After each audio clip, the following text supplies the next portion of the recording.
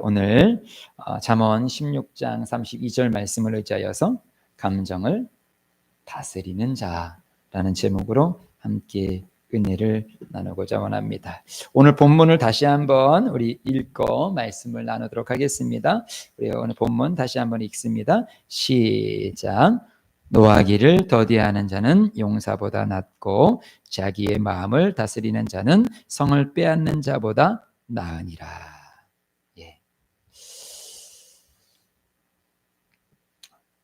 노하는 것, 감정이 확 일어난 것이죠.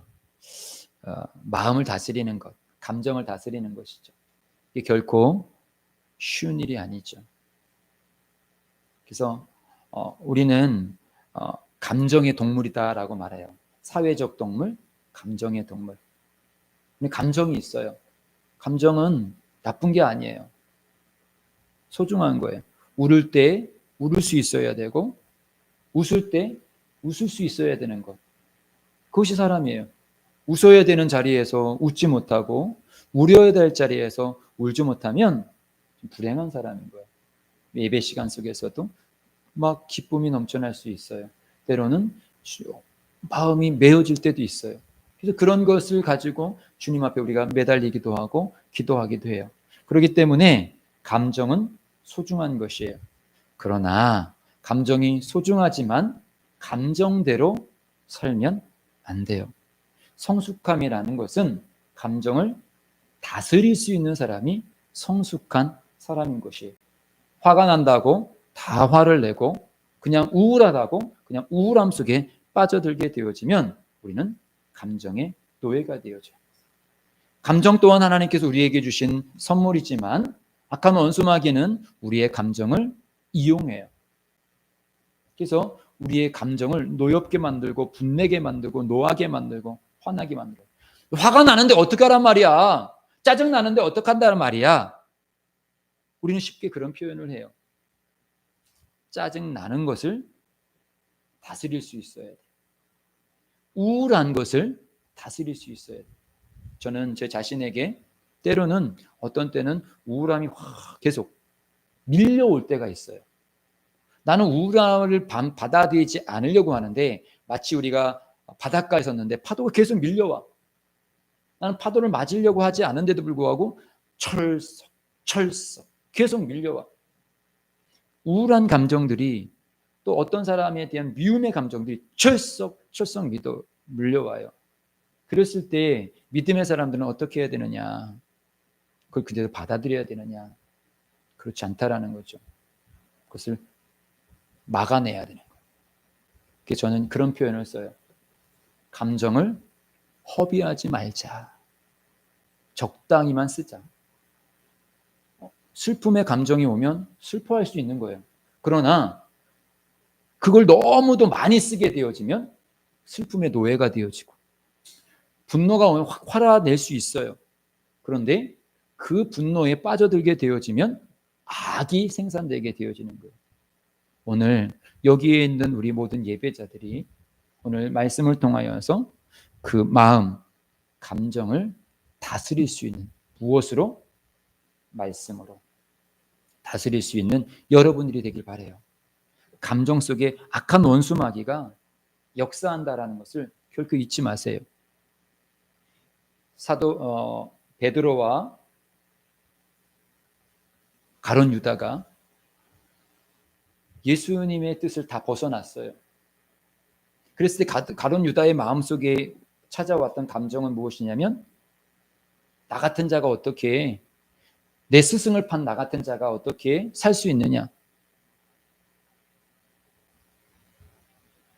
그 감정이 밀려들 때 어떻게 합니까? 그 감정에 사로잡혀요. 사로잡히니까 어떻게 돼요? 자살까지 가게 되어지는 거예요. 베드로는 예수님을 부인했어요. 그도 나 같은 자가 어떻게 예수님이 내 제자가 될 수 있어? 라고 감정이 밀려와요. 그러나 그는 감정으로 끝내지 아니하고 다시 주님 앞에 회개로 나가요. 회개로 나가는 것은 진리로 나가는 것이에요. 그래서 감정은 소중하지만 감정보다 더 소중한 것은 진리다. 이것을 꼭 머릿속에 기억하기를 바라요. 제가 지금까지 살아오는 가운데 감정의 늪에서 빠져나올 수 있었던 것은 바로 이 진리의 말씀 때문에 그래요. 감정은 소중하지만 감정보다 더 중요한 것은 진리이다. 감정보다 더 중요한 진리이다. 우리가 어떤 것을 잡을 것이냐. 계속 감정을 잡으면 빠져 들어가는 거예요. 그러나 진리를 잡으면 거기서 빠져나올 수가 있어요. 우리는 감정에서 자유로워야 돼요. 열왕기 상을 보게 되어지면 거기에 엘리야 선지자의 이야기가 나와요. 엘리야 선지자가 사역했을 때는 아합 왕이 왕으로 다스렸을 때예요. 근데 이 아합 왕은 이방 민족의 여자와 결혼을 하게 되어지고 그 여자는 이세벨이에요. 그 이세벨은 그가 왕으로 들어오게 되어졌을 때 자기 나라에 있었던 그 우상들을 다 가지고 올 뿐만 아니라 그 우상을 섬기는 그런 선지자들도 다 데리고 와요. 그래서 이 이스라엘 땅에 다 하나님을 믿는 그런 회당 같은 경우는 다 무너뜨리고 거기에다가 다 우상 딴지들을 다 세워지게 되어지고 온 백성을 다 우상을 섬기게 만들어요. 그랬을 때 하나님께서는 엘리야를 통하여서 명령을 하십니다. 너는 3년 6개월 동안 이 땅에 비가 오지 않는다라고 선포하라 라고 명령을 해요. 그랬을 때 엘리야 선지자는 그 명령을 받들어 아합 왕에게 당신들이 범죄함으로 인하여서 3년 6개월 동안 비가 내리지 않을 것입니다 라고 선포해요. 그러자 정말로 3년 6개월 동안 비가 오지 않아요. 그리고 3년 6개월이 차고 나서 이제 엘리야는 다시 찾아갑니다. 이렇게 비가 오지 않은 것은 당신들이 우상을 섬기기 때문에 그랬어. 그러니까 진짜 하나님이 누군지 우리가 이번에 단을 싸고 거기 위에 하늘에서 불이 내리게 합시다. 저 바알과 아세라를 섬기고 있는 그 제사장들 다 오라고 하십시오. 나는 나 홀로 기도하겠습니다. 그래서 850대 1로 똑같이 이쪽에다도 나무의 제단을 쌓고 이쪽에다도 나무의 제단을 쌓아요. 바알과 아세라를 섬기는 선지자들이 자기들의 나름대로 모든 종교는 다 기도가 있잖아요. 자기 식으로 자기 신에게 기도를 합니다. 기도가 안 되어지니까 막 자해도 하면서 막 소리를 지르면서 난리를 쳐요. 그랬는데도 안 되는 거예요. 그리고 나서 이제 엘리야의 차례가 되었어요. 엘리야가 기도합니다. 그리고 기도하기 전에 이미 혹시라도 오해할까 봐 그 제단에 물을 쫙 뿌려요. 다 적셔버려요. 그냥 우연히 탈 수 없도록. 그리고 간절히 기도할 때 하늘에서 불이 내려요. 그리고 그 제단에 불이 확 타요. 그리고 약속대로 그 이방인의 선지자 850명을 바로 죽이게 되어져요. 그리고 나서 그 다음 날에 있었던 일이에요. 우리 한번 모니터에 나오는 열왕기상 19장 1절로 3절 말씀을 함께 읽습니다. 시작. 아합이 엘리야가 행한 모든 일과 그가 어떻게 모든 선지자를 칼로 죽였는지를 이세벨에게 말하니 이세벨이 사신을 엘리야에게 보내어 이르되 내가 내일 이맘때에는 반드시 내 생명을 저 사람들 중 한 사람의 생명과 같이 하리라. 이렇게 되어지면 이세벨도 내가 믿던 신은 거짓이었구나. 그리고 사실은 이 사건 전에 그 850명의 그들을 다 죽이고 나서 이제 엘리야가 기도할 때 비가 내렸거든요. 3년 6개월 동안 오지 않았던 비가 엘리야의 기도로 오게 되어져요. 그러면 이런 기적을 보았으면 당연히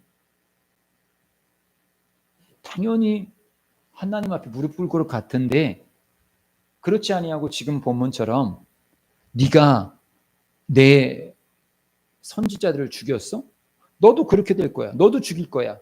라고 이세벨이 오히려 더 살기가 등등하게 엘리야에게 메시지를 보냅니다. 그러자 아까 여기 더 읽어야 되는데요.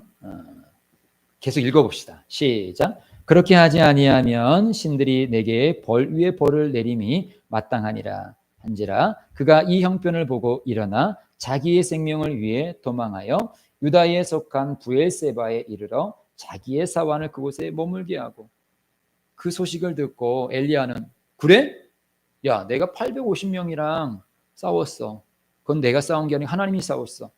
이겼어. 이세벨, 너도 하나님께서 그렇게 불신앙으로 나오면 하나님께서 널 칠 거야. 담대히 나갈 만도 한데 엘리야 선지자는 그렇지 아니하고 이 형편을 보고 환경을 보고 일어나 자기 생명을 위해 도망하여. 왜냐 지금 낙심이라는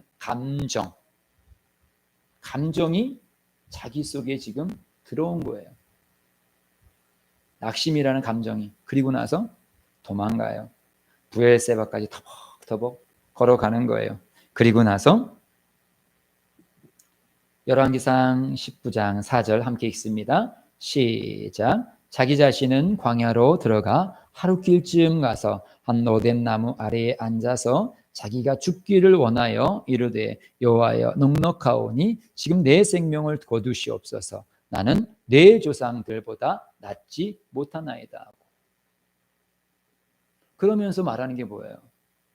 죽고 싶다는 거예요. 이게 이렇게 능력 있는 선지자에게도 사단은 감정을 타고 들어와요. 우리가 열심히 일을 한 다음에 때로는 열심히 학교에서 공부한 다음에 시험 보고 나서 허무감이 들어올 때가 있어요. 일을 하고 나서 허무감이 들어올 때가 있어요. 왜냐하면 우리 육신이 연약하면 감정 또한 많이 연약해져 있거든요. 그 감정을 타고 아까 원수 마귀가 우리들 속에서 이렇게 우울한 감정, 낙심된 감정을 이용하여서 차라리 죽었으면 하는 이런 감정을 일으키게 되어지는 거예요.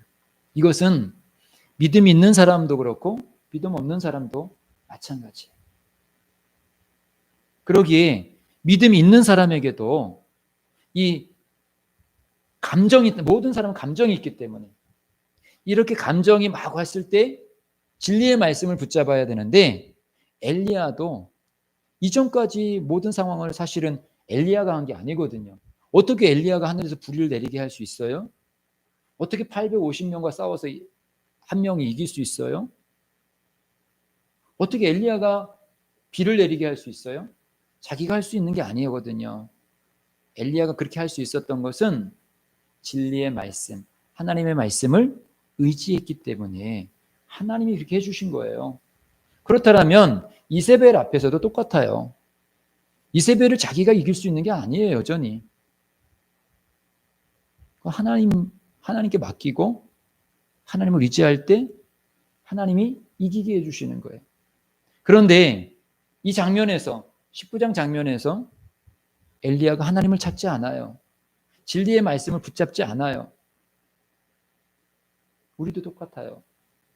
여러분들 끝까지 하나님 말씀을 붙잡아야 돼요. 감정도 항상 있는 것이고 진리의 말씀도 항상 있어요. 무엇을 잡고 나가느냐가 중요한 거예요. 감정은 그래 맞아. 나도 지쳤지. 나도 좀 낙심이 된다. 낙심이 찾아오고 지침이 찾아오는 거는 사람이기 때문에 그럴 수 있는 거예요. 여러분들이 거리를 가는데 불량배가 찾아올 수도 있어요. 근데 그 불량배가 찾아왔다고 해가지고 내가 불량배가 되는 건 아니잖아요. 내 돈을 빼앗길 수 있지만 마음은 안 뺏기면 돼요. 돈 조금 뺏길 수 있어도. 그런데 내 자신이 그냥 불량배가 되면 안 되겠죠. 사단이 우리의 감정을 타고 우리가 노크는 할 수 있어요. 그러나 열어주면 안 되겠죠. 강도가 문 밖에서 두드려요. 야, 나 니네 집에 있는 거 다 훔쳐갈 거야. 문 열어! 라고 하면 여러분 어떻게 하겠습니까? 어서 오세요. 다 훔쳐가세요. 그러겠습니까? 안 돼. 112에 신고하지요. 지금 바깥에서 낯선 사람이 문을 두드리고 있습니다. 도와주세요. 라고 말할 거 아닙니까? 악한 원수마귀가 감정을 타고 노엽게 해요. 좌절하게 만들어요. 확 화게 만들어요. 그럴 때 여러분은 어떻게 합니까?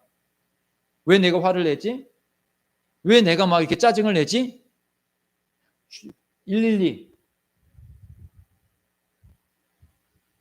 우리는 1313. 1313? 예레미야 33장 3절. 3303. 너는 내게 부르짖으라. 내가 응답하겠고 내가 알지 못한 크고 비밀한 일을 내게 보이리라. 하나님께 막 하나님 도와주세요. 나쁜 감정이 내 속에서 막 올라오려고 해요. 화가 막 올라오려고 해요. 짜증이 막 올라오려고 해요. 도와주세요. 주님을 찾아야 돼요. 감정대로 나가면 안 돼요. 근데 우리는 그냥 마치 강도가 문 열어주세요 했을 때 문 열렸어요. 어서 들어오세요 라고 하는 것처럼, 그래서 집에 있는 걸 싹 빼앗기는 것처럼 우리 속에 소중한 믿음들이 그 분노로 빼앗기는 거예요. 그래서 노하는 거예요. 막 노하거나 짜증내거나 화를 내는 거예요. 여러분, 이 부분에 대해서 아까도 말씀드린 우리는 감정이 있기 때문에 화도 낼 수 있고 짜증도 낼 수 있고 분노를 낼 수 있어요. 그런데 이게 지속되면 죄예요. 그걸 꼭 기억해야 돼요. 그리고 이게 폭발되면 죄가 되는 거예요. 그런 감정이 들어왔을 때 그건 아름다운 거예요. 사람이기 때문에. 감정. 그 감정을 가지고 우리는 어떻게 해야 되느냐? 주님 도와주세요. 정말 화가 나요. 정말 억울해요. 정말 짜증이 막 밀려오려고 그래요. 주님 도와주세요. 그렇게 주님 앞에 기도할 때 예레미야 33장 3절 말씀처럼 주님의 놀라운 은혜로 주님께서 우리에게 은혜를 주세요. 빌립보서 말씀처럼 우리가 감사함으로 주님께 아뢰할 때 주님의 평강이 우리 속에서 넘쳐나는 거예요. 그러기에 지금 이제 엘리야가 그 낙심 속에서 있어요. 그리고 나서 하나님께서는 엘리야를 어떻게 하느냐? 그를 호렙산으로 인도해요. 그리고 나서 그에게 말씀을 주셔요. 세미하게, 조용하게. 그리고 너 혼자가 아니야. 낙심하지 마. 먹이고 입히시고 재우시고 그리고 말씀을 주시고 동역자를 주시고 그래서 다시 사역하게 하셔요. 이것이 하나님이에요. 오늘 예배를 통하여서 다시금 하나님의 음성이 들려지길 바라요. 요즘 어떻게 살고 있어요? 감정을 더 의지하고 살고 있어요? 말씀을 더 의지하고 살고 있어요? 사랑하는 우리 예심 가족들은 말씀을 의지하시기를 주의 이름으로 축복드립니다. 감정은 소중하지만 감정으로 살면 망해요. 감정이 들어왔을 때 말씀으로 감정을 다스릴 수 있어야 돼요. 그리고 그 말씀으로 이겨가야 돼요. 그랬을 때 하나님의 거룩한 뜻을 이룰 수 있음을 우리는 잊어서는 안 될 것입니다. 우리 잠언서 18장 14절로 15절 말씀을 함께 읽어요. 시작. 사람의 심령은 그 병을 능히 이기려니와 심령이 상하면 그것을 누가 일으키겠느냐.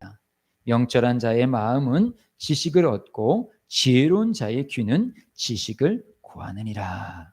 네, 마음이 이만큼 중요해요. 어떤 마음으로 하느냐. 내가 마음으로 병도 이길 수 있고 내 마음을 잘 다스리게 되어지면 어떤 환난 속에서도 능히 이길 수가 있어요. 그리고 도우신 하나님이 계시기 때문에.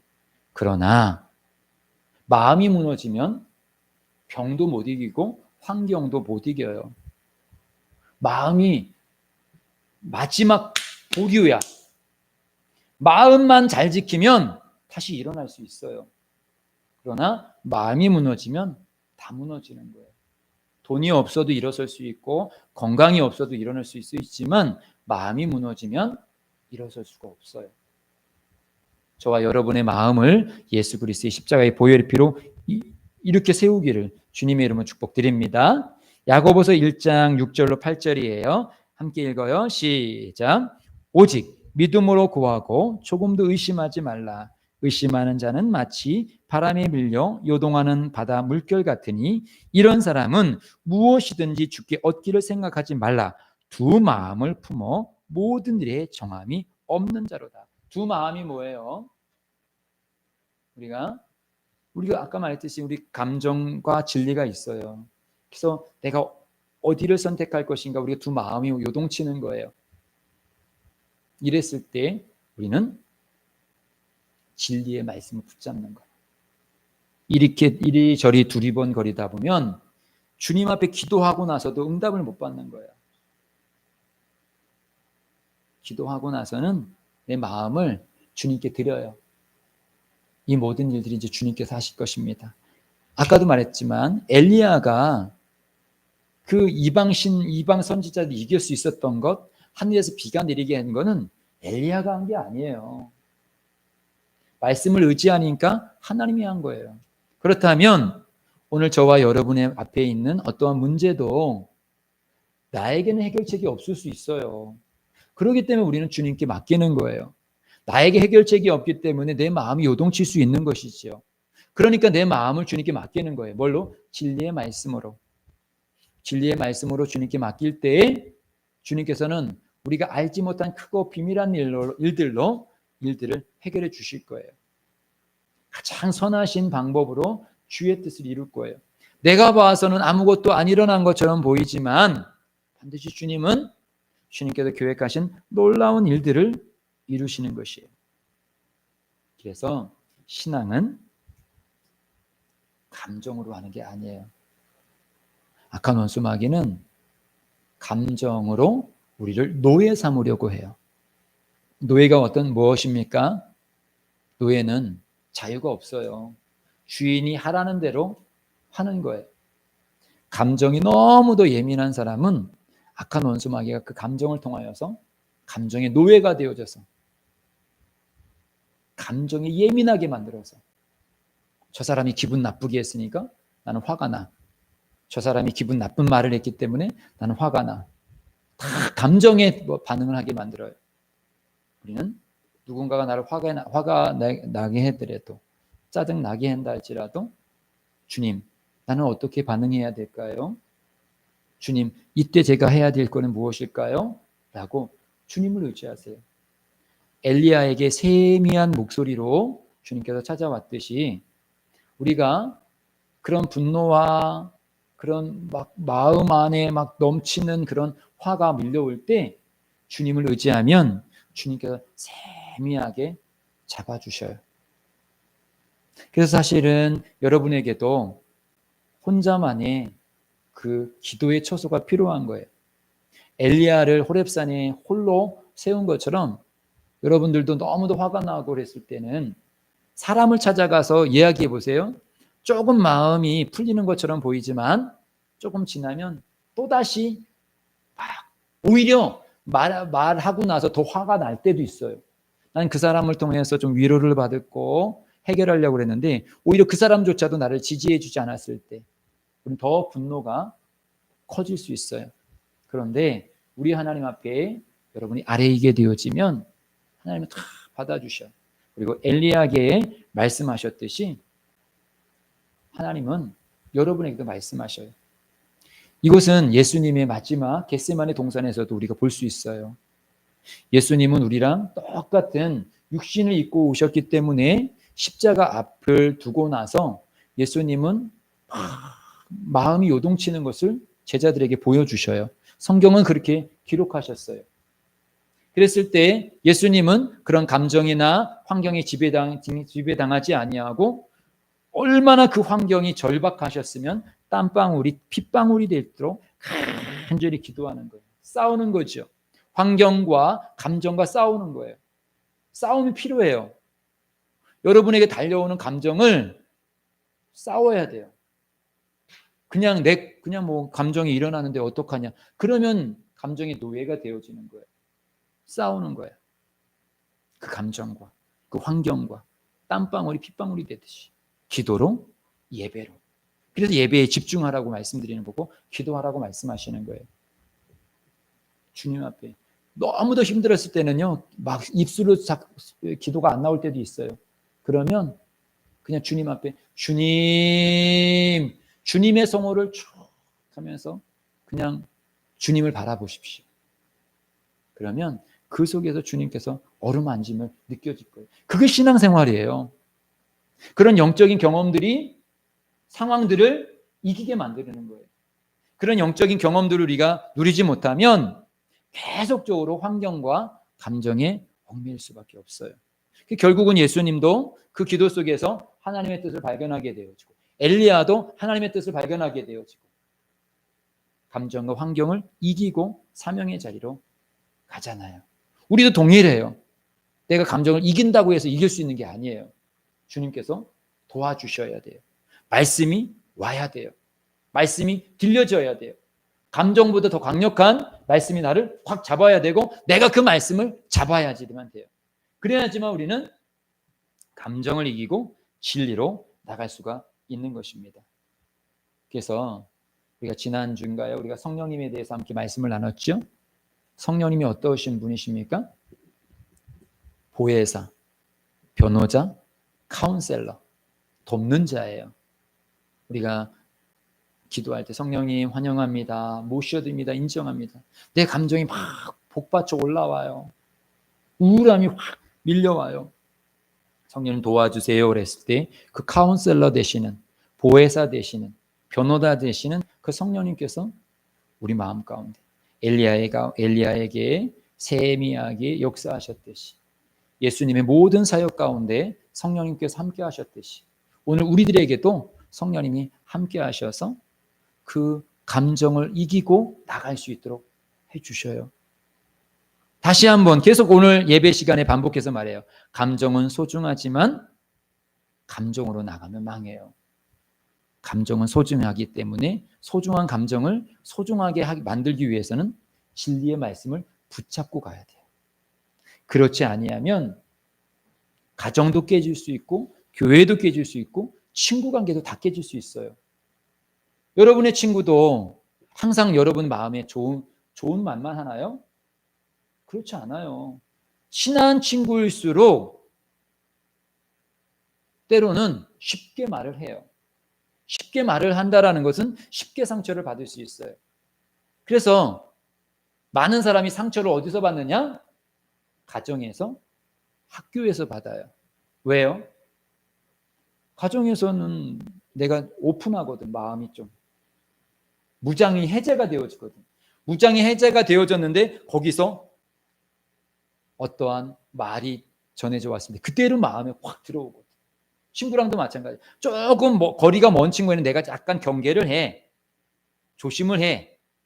그런데 친한 친구에게는 내 속 얘기도 하고 막 얘기해. 근데 어느 날 그 사람이 내가 이렇게 열고 있는데 가서 내게 상처되는 말을 확 했을 때 그때 확 무너지잖아요. 그때 우리는 주님 앞에, 말씀 앞에 나와야 돼요. 그때 그 친구가, 가족이 나에게 화나는 말을 했다고 해서 같이 화내면 그 친구 잊어버리는 거죠. 그 가족은 깨어지는 것이죠. 그러나 반대로 그런 상황인데 친구가 내가 오픈한 가운데 공격을 했는데도 불구하고 내가 예수로 방어를 해. 예수로 방어한다라는 것은 같이 싸우는 게 아니죠. 내 마음을 예수님으로 무장하는 거죠. 전신갑주를 입는 거죠. 갑옷을 딱, 믿음의 갑옷을 딱 입는 거죠. 그리고 나서 주님 앞에 나가서 내가 단단해지게 되어지면 오히려 그 사람을 얻게 되어지는 거예요. 가족이 더 든든하게 세워지는 거예요. 그렇게 만들어진 친구는 오래 가요. 그렇게 만들어진 가정은 든든히 세워져요. 그러나 그렇게 되지 아니하면 가정은 항상 풍파가 오게 되어지고 나에게는 절친한 친구가 없어요. 그냥 쉽게 놀고 쉽게 헤어지는 친구는 있을 수 있겠지만 정말 내 속마음을 풀어줄 수 있는 그런 친구는 사귈 수가 없어요. 그런 시간들이 있어야 되어지고 내가 그 시간들을 이겨내야지만 정말 좋은 친구를 만들어낼 수 있는 거예요. 한 번도 나에게 거친 말을 하지 않았다고 해서 좋은 친구가라고 말할 수는 없어요. 인격적으로는 좋은 친구이죠. 그러나 정말 좋은 친구까지 가기 위해서는 이런 시간들을 다 이겨냈을 때 만들어지는 거예요. 우리 또 한 명의 사람을 봅시다. 이 말씀이 아까 저기 있었어야 되는데 넘어갔네요. 그래도 한번 읽어보겠습니다. 시작.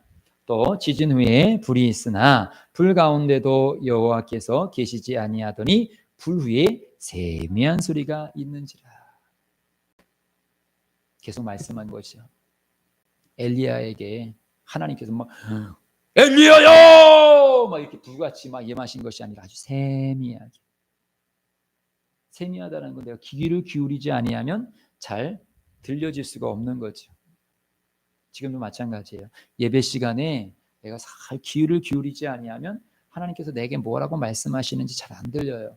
잘 안 들리면 우린 결국 어떻게 되어지냐? 내 감정에 치우치게 되어져.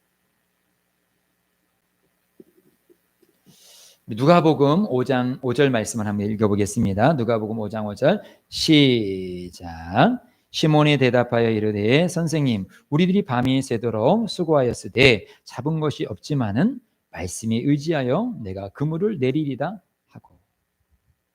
베드로가 처음 예수님을 만났던 장면이에요. 베드로는 어부였어요. 갈릴리 바다는 사실 바다라고 하지만 호수예요. 낮에는 물이 맑아서 어부가 그물을 내리는 게 다 보여요. 그러니까 물고기들이 다 피해가요. 그랬던 어두운 밤에 그물을 내려서 고기를 잡는 것이 갈릴리 바다에서 이 고기를 잡는 법이에요. 그런데 그날 밤에 베드로는 고기를 한 마리도 잡지 못했어요. 고기를 잡아야지만 그날 가족들을 먹여 살릴 수 있는데도 불구하고 고기를 못 잡았기 때문에 그는 낙심했어요. 실망했어요. 이 감정이지요. 낙심, 실망의 감정이 밀려왔어요. 그런데 전혀 바다에 대해서 모르는 분, 예수님이 그분이 말을 해요. 야, 너 저 깊은 물에 가서 그물을 내려. 낮 시간인데, 아침 시간인데. 그리고 갈릴리 바다는 깊은 데에 고기가 별로 없고 낮은 자리에 있는데 자기의 상식과 자기의 감정으로는 이해할 수가 없는 거예요. 그런데 뭐라고 말합니까? 말씀에 의지하여, 진리에 의지하여, 감정을 내려놓고 말씀에 의지하여, 경험을 내려놓고 말씀에 의지하여 그물을 내리리다. 그리고 그물을 내리게 되어졌을 때 자기가 상상하지 못했던, 경험하지 못했던 물고기가 잡히는, 분명히 이 시간은 안 잡히는 건데 이것은 될 수 없는 일인데도 불구하고 순종하고 나가니까 감정이 하지 못했던 일을 진리가 하더라는 것이죠. 여러분이 생각했던 것, 여러분의 감정으로 아니다라고 생각하는 것, 그것을 잠시 멈춰주시고 생각을 잠시 멈춰주시고 진리의 말씀에 순종해 보세요. 오늘 선포되는 말씀에 내 마음을 내려놓고 성령님, 나의 이 감정을 내려놓습니다. 친구에 대한 생각을 멈추겠습니다. 미움에 대한 생각을 멈추겠습니다. 화나는 생각을 멈추겠습니다. 그리고 주님께서 이 일들을 책임져 주십시오. 저는 어떻게 했으면 좋겠습니까? 라고 주님께 여쭤보세요. 그리고 주님의 말씀이 내 마음 가운데 올 때까지 좀 기다리는 거예요. 생각을 멈추고. 그것이 바로일 수도 있고 하루일 수도 있고 일주일일 수도 있어요. 좀 기다려. 빨리빨리 해결해야 되는데 우리 한국 사람은 자꾸 빨리빨리 하려고 그래. 빨리 해가지고 되는 것 있는 것처럼 보이지만 오히려 또 사건을 키우는 경우가 많아요. 내가 생각하지 않는다고 해서 하나님의 역사도 멈춰진 건 아니에요. 내가 말씀을 의지하여 생각을 멈췄을 때 주님께서 그 시간 일하고 계시는 것이에요. 누가복음 5장 6절이요. 시작. 그렇게 하니 고기를 잡은 것이 심히 많아 그물이 찢어진지라. 순종하고 감정을 멈추고 경험을 멈추고 생각을 멈추고 편견을 멈추고 진리의 말씀으로 가니까 그 말씀이 열매를 맺더라는 것이죠. 역사를 이루더라는 것이죠. 저는 솔직히 설교 중에 종종 말하지만 교회에 대해서 요즘에는 많은 생각을 좀 안 해요. 왜요? 내 생각으로 교회를 생각했을 때 불안해요, 사실은. 그래서 생각을 멈추고 말씀으로 가는 거예요. 그때 오는 것은 무엇이냐면 평안이에요. 내 생각으로 가면 불안이 와요. 생각을 멈추고 진리로 가면 진리가 평안을 주셔요. 그리고 그 평안은 결국은 열매를 맺게 해주세요. 저는 저와 우리 가족이, 우리 예심 가족이, 우리 성도들이 오늘 생각을 멈추고 감정을 멈추고 진리의 말씀을 붙잡기를 주님의 이름으로 축복드립니다. 우리 요한복음 11장 39절로 40절 말씀 함께 읽어보겠습니다. 시작. 예수께서 이르시되 돌을 옮겨 놓으라 하시니 그 죽은 자의 누이 마르다가 이르되 주여 죽은 지가 나흘이 되었음에 벌써 냄새가 나나이다. 예수께서 이르시되 내 말이 내가 믿으면 하나님의 영광을 보리라 하지 아니하였느냐 하시니. 예, 오늘 이 말씀을 전 말씀드리고 이제 말씀을 마칠 거예요. 마르다와 마리아는 오빠가 지금 죽어감을 보고 종을 보내서 빨리 예수님이 오시기를 바랬어요. 죽기 전에. 그런데 어찌 된 것이 오빠가 죽었을 때까지도 예수님은 오시지 않았어요. 그래서 예수님이 왔을 때는 이미 오빠는 죽었어요. 예수께서 이르시되, 근데 예수님께서 뭐라고 말씀하시냐면 돈을 옮겨 놓으라 하래요. 아니 지금 나사로는 죽어가지고 이제 무덤에 묻혀가지고 썩은 냄새가 나는데 왜 돌을 옮겨 놓으라고 해요? 뭐 돌을 옮겨놔서 어떻게 하려고요? 죽은 사람 보면 마음이 더 아프죠. 여러분들은 가까운 사람이 죽은 거 보셨어요? 눈물 나요. 죽은 사람 얼굴 보면 눈물 나요. 괴로워요. 그 한편으로는 마리아와 마르다는 예수님을 더 원망할 수도 있겠죠. 그 죽은 시체를 보고 왜 안 오셨지? 그런데 주님께서 말씀하셔요. 돌을 옮겨놓으라. 그래, 너 슬픈 감정 맞아. 어쩌면 예수님을 원망하는 감정도 맞아. 그럼에도 불구하고 돌을 옮겨놔. 돌을 옮겨놔서 뭘 하려고요? 맞아. 그 생각도 맞아. 그러나 돌을 옮겨놔. 진리의 말씀이 그들을 놓고 합니다. 예수님이 옮겨놓으시면 됐죠. 예수님 그렇게 하시지 않아요. 내가 그걸 해야 된다는 거예요. 오늘도 주님께서 강제적으로 우리의 그런 생각들을 다 막 몰아쳐 넣으시고 그냥 막 하나님 말씀 막 주입해 주시지요. 근데 주님께서는 그렇게 하시지 않아요. 오늘도 말씀으로 놓고 하는 거예요. 너의 감정은 소중한 감정이지만 감정으로 나가면 망해. 오늘 감정을 멈추고 생각을 멈추고 말씀을 붙잡아봐 라고 말씀하시는 거예요. 마치 지금 저 돌을 옮겨놓으라 라고 말씀하시는 것처럼요. 요한복음 11장 43절로 44절이요. 함께 읽어요. 모니터를 보시고 시작. 이 말씀을 하시고 큰 소리로 나사로야 나오라 부르시니 죽은 자가 수족을 배로 동인채로 나오는데 그 얼굴은 수건에 쌓였더라. 예수께서 이르시되 풀어놓아 다니게 하라 하시니라. 무엇이 말씀하시고 주님은 말씀으로 늘 역사하셔요. 진리는 성경 말씀 속에서 역사하시는 거예요. 내 감정이 아니라 우리가 진리의 말씀. 그래서 우리는 예배를 드려야 되고 기도를 하셔야 되는 거예요. 말씀으로 역사하기 때문에. 오늘도 오늘 이 설교의 말씀이 내 가슴 가운데 아멘으로 받아들이게 되어졌을 때 그 말씀이 역사하는 거예요. 그 말씀이 내가 도저히 해결할 수 없었던 인간적인 관계들을 주님께서 열어가시는 거예요. 해결해 가시는 거예요. 그때는 주님이 정한 때지요.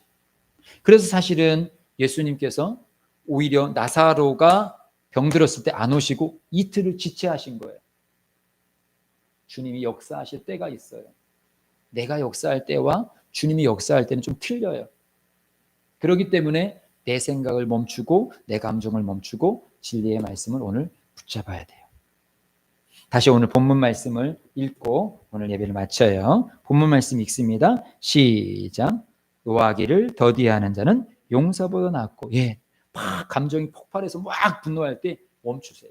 멈추는 건 힘든 거예요, 사실은. 그래서 우리가 대단한 막 군인, 그 군인보다도 이 노하는 것을 참는 게 더 힘든 거야. 그래서 여러분이 그 노를 참았으면 대단한 거예요. 그리고 자기의 마음을 다스리는 자는 성을 빼앗는 거죠. 큰 성, 한 지역을 빼앗는 거 엄청난 거죠. 지금 우크라이나와 러시아가 전쟁인데 지난주에는 우크라이나가 지금 러시아 땅을 확 빼앗았잖아요. 대단한 거예요. 어떻게 한 번도 러시아는 자기 나라를 빼앗긴 적이 없었거든요. 근데 지금 유일하게 지금 자기 영토가 2차 대전 이후에 유일하게 지금 자기 영토를 좀 빼앗겼어요. 근데 그렇게 전쟁을 해서 남의 영토를 빼앗는 것보다 자기 마음을 다스리는 건 더 큰 일이에요. 근데 그러니까 결국 쉽지 않은 일이죠.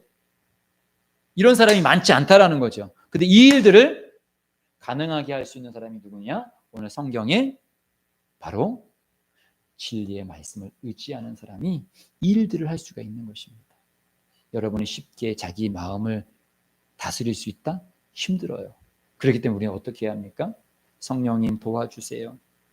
저에게 말씀해 주세요. 저는 이 감정이 아니라 주님이 주시는 말씀으로 나가기를 원합니다. 라고 주님 앞에. 그리고 그때마다 성경을 보시고 그때마다 예배를 드리세요. 그리고 예배를 통해서 주님 어떻게 해야 합니까? 감정을 내려놔요. 그러면 엘리야에게 말씀하시고 마르다와 마리아에게 말씀하셔서 나사로를 살리신 주님께서 오늘도 우리의 마음 가운데 역사하실 거예요. 그래서 저는 저와 여러분들이 예수로 평안할 수 있는, 샬롬할 수 있는 모두가 되시기를 주님의 이름으로 축복드립니다.